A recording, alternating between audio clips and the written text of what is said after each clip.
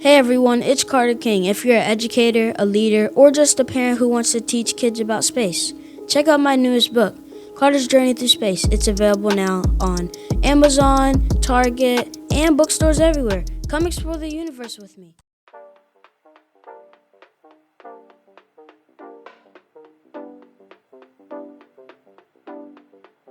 Welcome to another episode of the Contagious Culture Podcast. I'm your host, Kyle King, and the goal of this podcast is simple: to help you create environments where people thrive.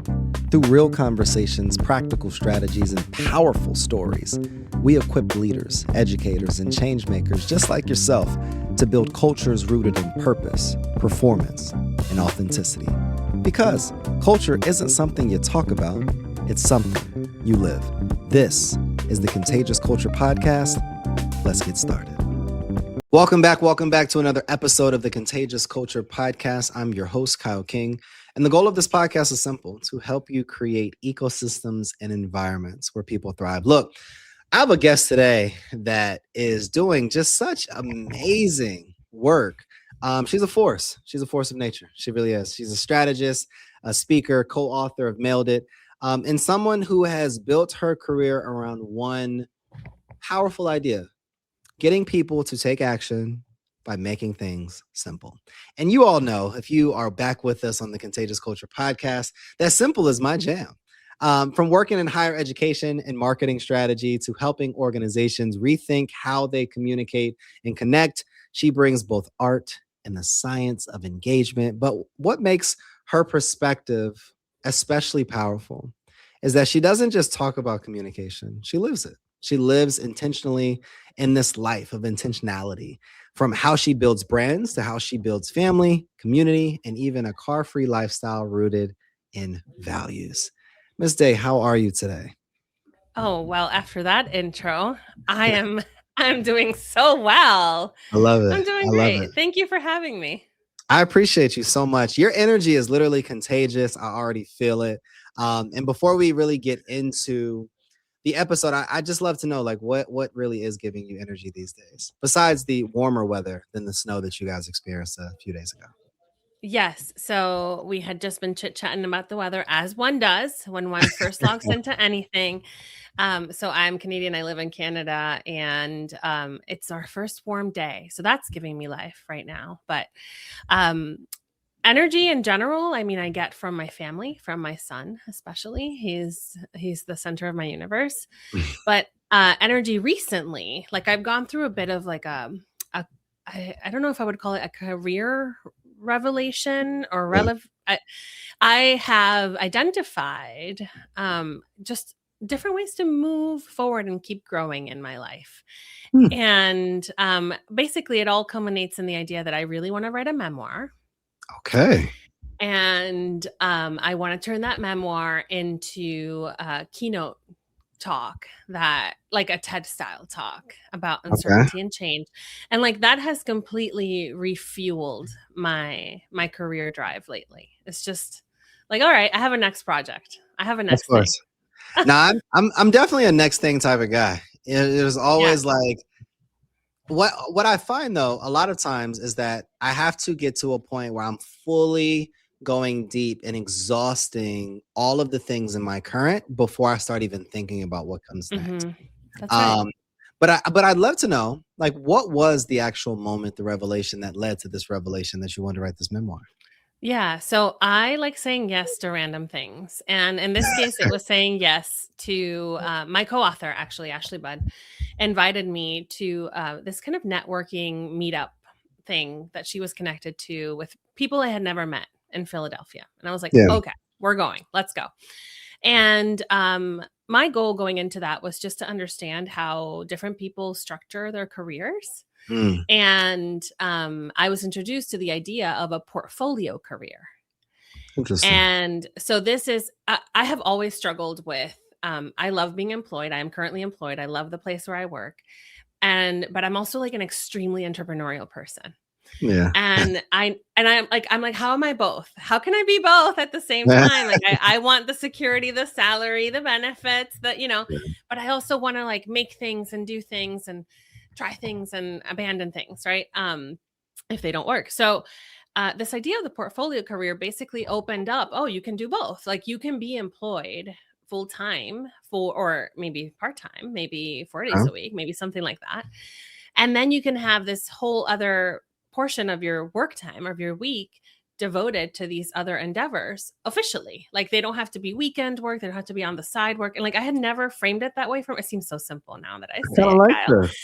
But like for me, it was always like, oh man, I'm working on the weekends, or oh man, I have to do these things. So it always felt like this, like not part of my career, that just this mental shift in how some of these people were talking about it, like almost gave me permission to think of this as part of my career and not this random side project that I'm doing on the side. It's not a side project. It's my career. Exactly. So not that I'm taking immediate action on any of this right now, but I now know, okay, if I do want to structure that, I'm going to now I know how to do it. Like I know what the puzzle pieces are. And I had been looking for those puzzle pieces for the past couple of years. So that's what happened. I said yes to an opportunity, talk to people I never met that are really smart, kind of like this, like you and me right now. And it just unlocked something for me. It's interesting. There's somebody listening right now that has all these ideas, but has this myth that you can't do both. I like the portfolio career. I really like that a lot. I find myself loving the security, the stability, and the benefits of work, but I've always found myself in an entrepreneurial 100% space. Like I find myself going back just for the security and just for these things, but then I find myself right back to entrepreneurship. Portfolio career. I literally love it. Like it's just like I'm kind of back and forth. Like I'm thinking about my next, and somebody asked me the other day, like, what would it take for you to leave your company? Like, what exact role would you want? And it's so wild. I feel like God just works in mysterious ways, because this morning I was having a conversation with someone, and they're hiring at this amazing organization that would be like a dream role in that same exact role that I wrote down like last week. What? And I'm just like, not yet. I'm not even gonna say anything. I'm just gonna, it's like, I hear you. Like I hear you, God. But you said something earlier, like you had these conversations with people. You haven't taken action yet, but you know what actions that you need to take. Walk me through somebody that has all these ideas, has all these desires and wants, but is stuck in inaction and is stuck in this mindset of, I don't necessarily know what to do next. Yeah, I feel like I was stuck there for a while. I didn't know what to do next. So I have found you can't find the answer on your own, and you might not even know where to look. And that's why saying yes to that opportunity is what really unlocked it for me. So put yourself in spaces with different types of people, ask questions, hear their successes or their dreams and how they have made them come about is the first step, because it might just give you an aha moment. Now, for me, what I know, right? Like I'm thinking, let's say 5 years from now, what I would want is a job, an employed salaried position for some portion of the week. I want at least one day a week where I have 2 book projects in my mind. One of them is the memoir, where I'm working on these books. And then working on what comes after those books, right? Whether it's consulting or keynote speaking, which is like really the ultimate dream for me. And then I'm also partnering once again with my co-author on this kind of new retreat experience for higher education leaders. But I want to I know those are the 4 things I kind of want to devote my time to. Yeah. And so what I have to think about is, all right, well, if that means I have to off ramp a little bit from my full-time job, what does that look like? And what still works for my employer so that they don't feel like I'm not around as much? Or, is it 2 hours every day? Is it 1 day a week? Is it something else? Is it like a sabbatical summer? Like think about what works for you and what works for your employer. That's my first step. That's what I have to start thinking about.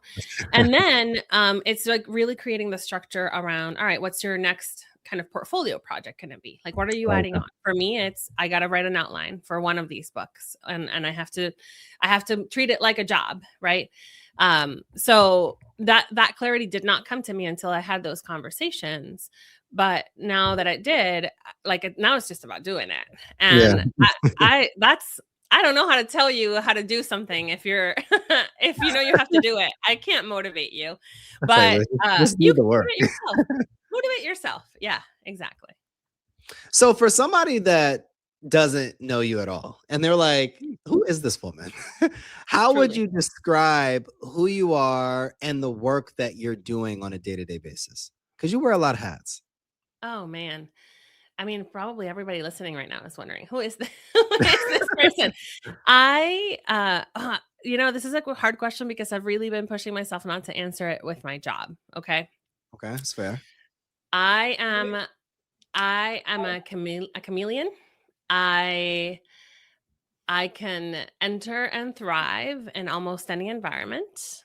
And that is as a direct result of how I was brought up. I moved around a lot. I've lived in 6 different countries. And every time I moved, I didn't speak the language. I didn't know anyone. So I've had to like basically start over quite a few times in my life, which taught me, hey, you can start over many times in your life. And not only that, but you can do it in a way that doesn't disrupt your growth. Like it never set me back. It only propelled me forward, even though I was starting over. Mm, So that's kind of like my essence, if you were to think about it in branding terms. I love it. Um, but then something you said in the intro is what I do, right? So if that's who I Mhm. am, what I do is I'm a translator. I think that also comes from just having lived lives in between cultures. And in my current work with higher education institutions, especially, like I translate systems that I understand very well and processes that I understand very well now, just from being in the industry for 2 decades, into terms and language and steps that maybe prospective student audiences don't understand so well. And I can do that. This is a particular audience, but I can do that with any sort of audience. I love, I think I was reflecting on this the other day. I am very drawn to things that are inefficient and ineffective I feel you. because I like to make them efficient and effective. Like, Yeah, so that is like, put me in any situation and that's what you're going to get out of me. I love this. What is your, I'm always interested in learning this. Like, what is your framework to translation? Like when you see a system that is ineffective and that is broken or needs work, like how do you approach it from a psychological or from a strategic standpoint Mhm. for you to really be able to unpack it, break it down, backwards design how this needs to be Yeah. better? I think at the highest level, there's like 2 bookends, and then there's what happens in between. So the first thing I do is just the first bookend is you have to understand what is the landscape, how does it currently work, how are people currently using this, understanding this, not understanding this. Like there's a starting point. It's usually what is happening today, what does your audience want and need, what are your users want and need, whatever. Yeah. The other bookend is what do you want? What is this supposed to be doing? Yeah. How is it supposed to work? You know, what are the outcomes that you desire from this thing happening, et cetera. And then our job as strategists in general, anyone who calls themselves a strategist, is to create the roadmap between those 2 things. What is today? What do we want it to be? What do our audiences need? What are we actually giving them? Like we get to draw that map. Yeah. And that's like drastically different depending on what it is that you're looking at and analyzing and simplifying. Like I've done this anywhere from like I did an analysis of how we were printing letters at my first university job, like physically what happened to these letters when they were printed, where Yeah. were they driven around in our town, like. And then I've done it looking at language, like, all right, what do you want to say, and then translating it into the words that are clear for the audience. What is the vocabulary of the audience? What do you want to say? Here's your translation. So it's the same model, it's the same framework for any sort Yeah. of situation, but it's always like the external view, so users, audience, current state, the future view or the goals or the internal view in the sense of what do we want to accomplish? And then what happens in between is what we get to do. That's the translation. That's so good. That's so good. What are some of the challenges that you find, especially in education, when we're trying to translate and do this work at scale? Yeah. So this is, especially in education, this is like my most, the soapbox I'm most obsessed with. I think, I don't know why language becomes such a barrier in higher education spaces. I just posted about this on LinkedIn. I've been talking about this for 5 years. So in higher education context, when we are talking about ourselves, when we're talking about like even academic papers, research, admission processes, financial aid processes, any sort of anything, go to any higher education, anything. The language is so complex. It is so difficult to understand and acquire and like really learn with this language. Yeah. And there are situations in academia in which that's warranted, right? Like if you are a researcher at the edge of your field and like you're diving deep into these concepts that you and only 50 other people know, cool. Yeah. Like that's your language. You get to speak that language. But I think one of the challenges that happens because we have all of that brain power in our institutions is that we feel like we have to be that verbose and that complex, even in things that are front facing, essentially, like our admissions web pages or the way that we communicate with families or the way, et cetera, even with each other, right?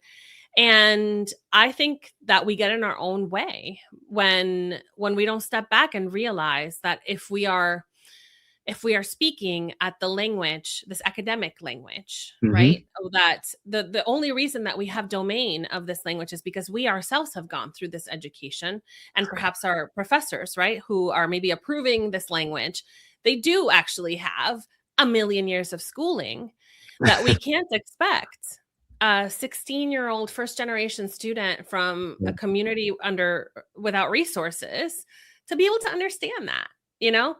And I myself have worked in admissions for a very long time. I'm now on the agency side of things, but I have myself worked as an admission counselor.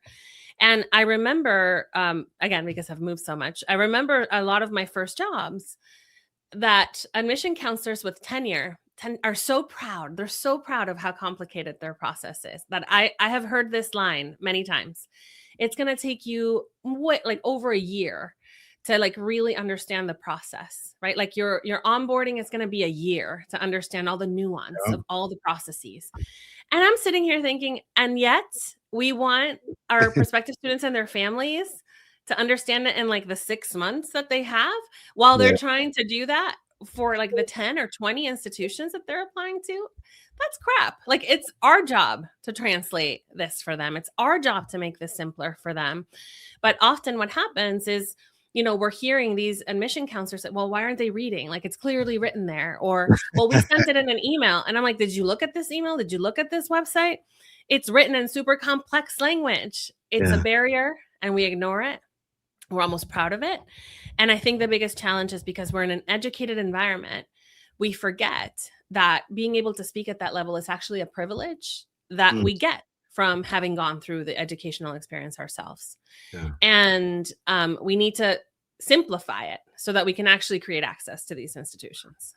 What do we do though? You know, like I'm a leader. I oversee this happening within an organization. Like where do I even begin? Yeah. Actually, it's easier than you'd think. In general, like, I mean, the hardest thing is getting buy-in always for anything with people. But if you're actually looking at your materials, if you're looking at your website, if you're looking at the way that you're communicating with your audiences and you're like, this is dense, this is complicated. My best hack is to speak it. So say if you know a process, or if you want to explain something, instead of writing it down, instead of sitting down in front of an open document, pretend there's a person in your audience across from you at a desk or on a walk or at a coffee shop and say it out loud. Say it with like your verbal words, because there's science to this. Spoken language is the language that we all share. because we learn spoken language before we learn written language. Like think Mhm. about a child, how they learn how to speak, right? Like you hear sounds, you learn from sounds, you begin to replicate words and repeat words. And then you go to school and they teach you, well, these are the letters that represent Yeah. these sounds that you've been making.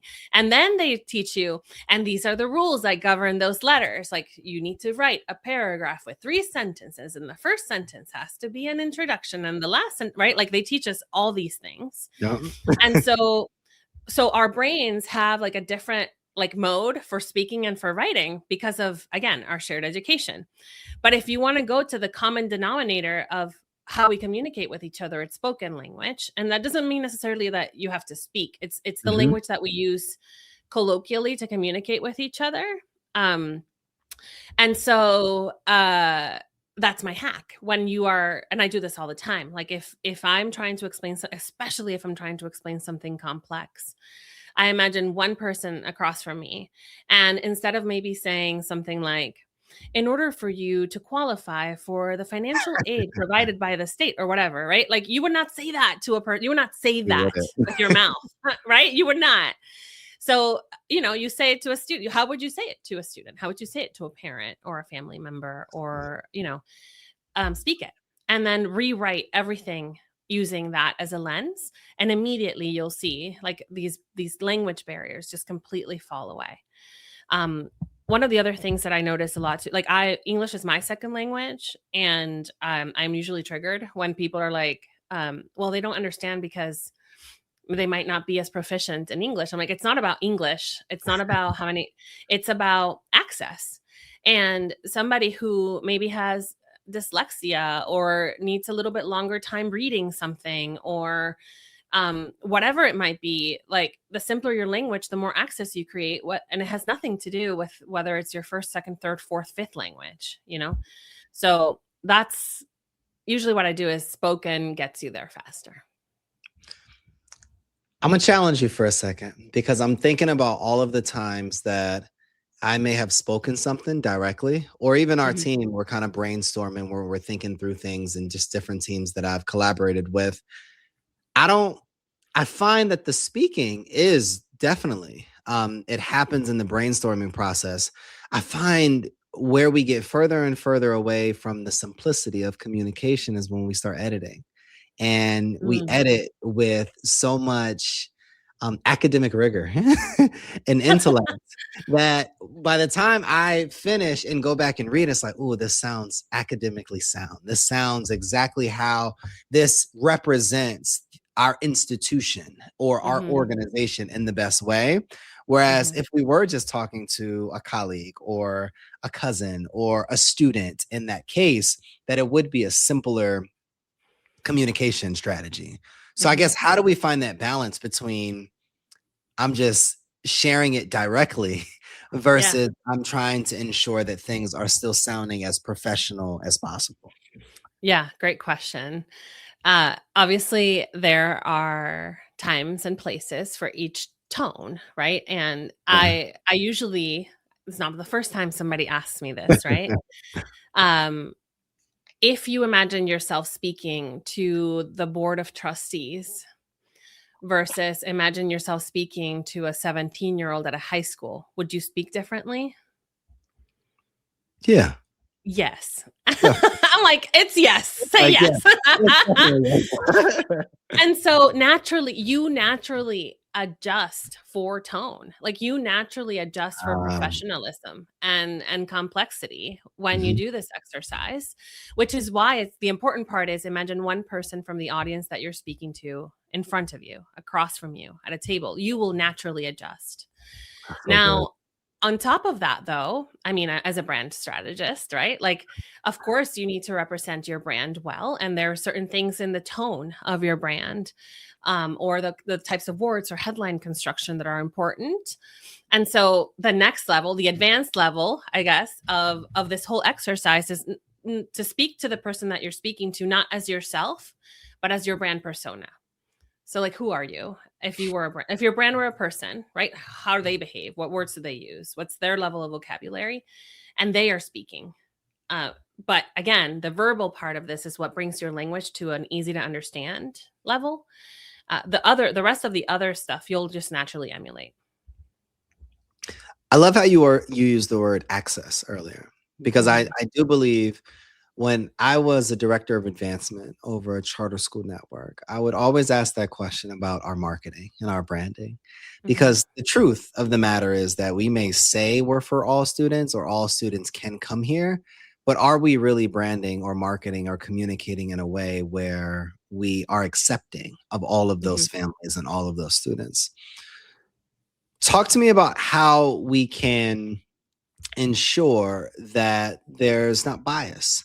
That talk more about the access portion of communication, of marketing, of branding, and why that's so important, especially with doing this work. Yeah. I mean, I think it goes back to a little bit of what I had said before, that you really have to know your audiences, right? So in this particular context, if you don't know your audiences, you might speak only from your own lens or the lens of the people who are close to you. And that's why, I mean, I'm a researcher, right? As a strategist, you have to be. And you have to, before you create anything, before anything gets put out there, you have to know who is receiving this, what do they need, do they see themselves in this, right? Is this potentially hurtful or harmful to someone? And the only way you can know that is by asking them, or by asking representative members of your audiences what they think about some of the stuff that you're saying, or having people internally that have different viewpoints and different lenses and different experiences also look at the stuff that you are making, right? But I will also caution and say, this is another one of my soapboxes, although not as prevalent as the language one, that I have struggled with this personally, that a lot of people, when they're thinking about access, they start to make a lot of assumptions, especially in marketing. So we think, all right, access means diversity. Diversity means all of these things need to show up.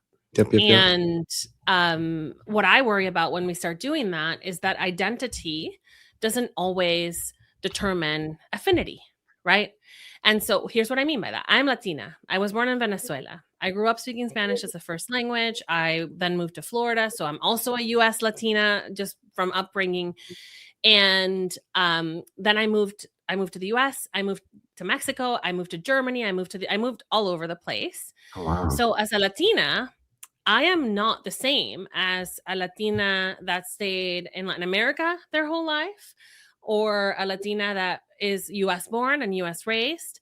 And for example, I can't dance, right? I mean, I can dance by myself, but I cannot dance with a partner. And my aunt would, I can never tell her I cannot. Yeah, that's like a cultural norm. Like that's why my eyes like went open. Right. So then, you have these gatherings, right? Like we assume, oh, we want to make these Hispanic students, these Latino students feel welcome. So we're going to tell them that there's like a salsa dance party, right? Like I'm just really being specific for illustration. And then there's a bunch of people like me who are like, oh, well, I guess I'm not Latina enough, right? Because I can't do that. And that happens a lot. For example, when I've seen it a lot in higher education marketing to Hispanic families, that we assume that they need stuff in Spanish. And maybe they do, maybe they don't, because not all US Latina people speak Spanish. And so when we assume, again, we assume things based on identity, we actually end up alienating a lot of folks, right? I've seen it with, I love the Hispanic examples because they're so prevalent. You might do something like a Taco Tuesday, and you don't realize that tacos are just Mexican, and that there's, dozens of other Hispanic, Latin American nations that are like, okay. And then if you even dig a little further, the tacos that you're giving them are not Mexican tacos. Like Mexican tacos are completely different than American tacos. And so that would be my caution with access, is boxing people in based on identity or what you know about them. Instead, it's about providing like a plethora and a beautiful intersection of differences that are thriving together, not distinctly, that I think creates access, because that's how we actually live, right? Where none of us are a single lens or a single view or a single box. And I'd love to see more of that in marketing in general. It's less distinct representation and Yeah. more, we are these incredible intersections of things, all of us. I think that's truer to how we are and how we want to be. There's something beautiful in what you've been mentioning and what I hear, and something that you said. Language is the easiest barrier to fix, but most ignored. Mm-hmm. Why do leaders miss it, though? I think it's what you were saying earlier a little bit. Well, this sounds like our institutional voice. Like, this is our voice. I think until you are presented with how language might actually be received by someone who doesn't have your own background and your own education, you don't know. Why would you notice? You can't notice it, right? One of my favorite things to do, I use a tool called the Hemingway editor, which is at hemingwayapp.com. And I go and I paste content in there. I just paste anything, paste any website, any print, PDF, anything, any content in there. And it gives you a readability score. And it shows you, more importantly, it shows you visually what sentences are hard to read, and it highlights them all in red. And I find like the power of a visual like that is what makes people act and what makes people remember an issue that they have to work out. And this particular tool, because it highlights the sentences in red, to me, the visual of a red brick wall is so powerful, right? Like, if you take your institution's Dream Act policies for students who don't have documents, not their fault, right? And you put that in there, or the most complex scholarship application language, or, you have the one that you wrote to try to explain things better. You put it in there and you get all these red sentences. You're like, oh, crap. This means that this person is going to need to sit down with each of these sentences, read it a few times, maybe get a thesaurus. Maybe now people are putting this stuff in ChatGPT and getting like a TLDR, which I guess good, because then they can understand it. But I don't think anyone ignores it on purpose. I just think people aren't aware of how easy it is to fix and how prevalent the problem is, because they haven't thought about it. And it's what I said, like, you are taught certain rules about how to write and how grammar works and what proper writing is. And we all were, I don't know what happened. Like, we all went through this universal experience of the 7th grade teacher that traumatized all of us. And like, we can never break these rules. Right. And so we get to these professional roles. No one's trained us as writers. None of us are UX, experts. Some of us are, obviously, but the average person doing this, they're just not aware. So they're just doing what they think is right, which is in a lot of ways copying others that are also not doing it well. Exactly. So now people know. If you're listening, go fix your website. Go fix your website. I feel like all of this is clarity. Like, it's you clearly communicating, you ensuring that someone else is clear in what they're receiving from you. Do you believe that I guess clarity is a leadership skill, though, or is that a communication tactic? I mean, I think clarity should be like a people skill. Right? Like, when you, even like in relationships, clarity is a good thing. No, right? literally. Yeah. I think it's, I mean, if you had to put it in a box, it's a communication skill. It's a relating to each other skill. And I think leaders should be really good at it. I think leaders should be better at it than people who are working on it still. It's not always the case, but I see it as just a must in how we relate to each other. This is interesting. Like, it makes me think, it's so random. This is a random thing. I've always been super direct. People say it's direct, but I'm like, no, I'm just being clear, right? Like, I remember in my early 20s, like maybe I was 19, and I had just started college, and I had a crush on this boy. And I was just like, I have a crush on you and I would like to date you. And at freaked him out, obviously, right? And I'm like, what's the problem with you knowing where I stand and me knowing where you stand? Like, I just really believe in clarity. It never worked out between us. No, I was gonna ask, like, what? He was not ready. He was not ready for this. Do you think, to even expound on that, like, is the world ready for people to be truly direct and truly clear? Or do we hide behind all these complex language and all of this stuff to hide our true intentions? Or maybe because we're vulnerable, right? Yeah. Mm. Yeah. I mean, I don't know that the whole world is ready. I think I have reached this point where clarity is key for me, just because I lived in places where I didn't speak the language, and I didn't like, it became the source of pride to understand and be understood. That to me, it was just, how else should I relate? Like, you should know exactly where I stand. You should know exactly what I expect. And I want to know the same from you, right? So I can give you that. And I feel like that's my philosophy as a marketer too. Like, what do my audiences want and need? And like, how can my institution deliver on that? And I want to be super clear on that. But you're right. Like, when that's not happening, it's usually because you are hiding something. So some brands, right, they might not say the full truth because they can't deliver on a certain thing, or people, right? Like, they might keep things to themselves.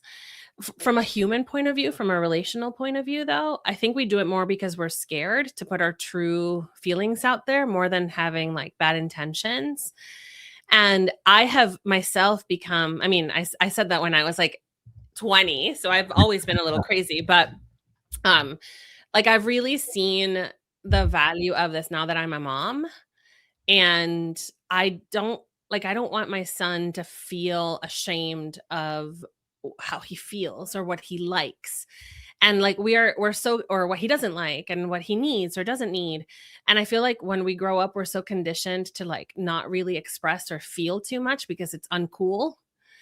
And I say that's BS. We should live fully. Like, we should live joyfully. We shouldn't be ashamed of the things that bring us joy.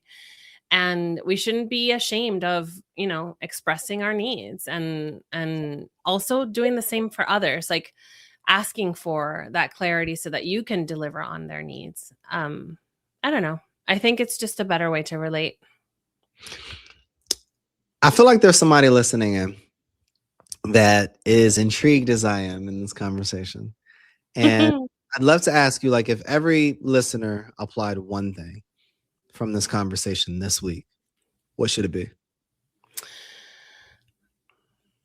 I was going to say something like work related, like go simplify your sentences. But no, don't. I mean, yes, do that. But if you had to do one thing, I would say try to get clarity yourself. Like, this takes us back to how we started this conversation, right? You have to know what you want, what you need, what you feel, what you love, what you don't, before the rest of the universe can provide it for you or give it to you. Or it's what you were saying earlier. Like, as soon as you defined that role, it happened, right? That's clarity. And do the work that it takes for you to have that clarity, and then don't be ashamed of that clarity, because as soon as it goes out there, then you can receive what you are meant to receive, versus if you don't have it and you can't put it out there, then you can't receive it. That's so good. What's next for you? Well, as I said, I want to write this I need to get this portfolio career situation figured out. I need to write this memoir, which, now that you've heard me talk a little bit, is definitely about all of the times that I restarted, my parents restarted, my grandparents restarted, and how we went from, poverty in war-ridden Europe to thriving in Canada, like what that journey is, of just growing through uncertainty instead of just maintaining or, going back. That is next for me. And I think just keeping on saying yes to things that I don't expect are connected to my day-to-day, but then open up my world. I love that. Where can people find you, and how can people support these initiatives? Yeah. So I am very active on LinkedIn. So LinkedIn, if you look for me, my full name, Dayana, Dayana Kiblids. And I have a website as well, kibilds.co. Those are the places to find me. I'm also, I started a newsletter 6 months ago that if you want me in your inbox every week-ish or so, I know a thing or two about writing emails, so at least they'll be interesting to you. And what I like to do with my newsletter is take questions from my readers and then answer a question every week from somebody that sends a question in. So it's become a really fun exercise for me in clarity. And okay, I got to answer this. Sometimes I got to go learn it before I answer it, or Yeah. something that's just like nebulous in my head. How do I write this down in an email? And it's been an awesome exercise for me too. So thank you to anyone who subscribes and sends me questions. Where can we find your email list? Right on my website, keynote.co. Okay, cool. Look, this conversation it's been so much fun. It's been energized. It's been one of those conversations that I feel like are so necessary in organizations, but I find that we often overlook. To our listeners, if this conversation reminded you of anything, it's this: culture it's not built in the big moments. It's built in the everyday choices that we make, especially in our sentence structures, but mostly in how we communicate. Clarity isn't just about being understood, people. It's about creating access. It's about removing barriers. And ultimately, in my opinion, from this conversation, it's about helping people move more intentionally. I thank you so much for giving us your heart, giving us your time, giving us your wisdom, and your laughter. Like, you are such a light. Oh my gosh. You're such a light. And I'm super excited to read your memoir. For anybody listening, one of the questions that we always ask our listeners is, what type of culture are you spreading? The energy you bring is the culture you create. Go make yours worth catching. We'll see you all next episode. Thanks for tuning in to the Contagious Culture Podcast. If this episode challenged or inspired you, hey, take a second to share it with someone who's building culture in their world.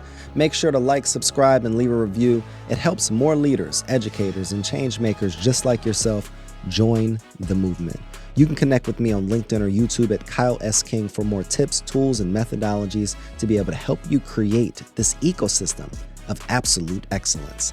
Until next time, lead boldly, live intentionally, and remember, your culture is contagious. Make it worth catching.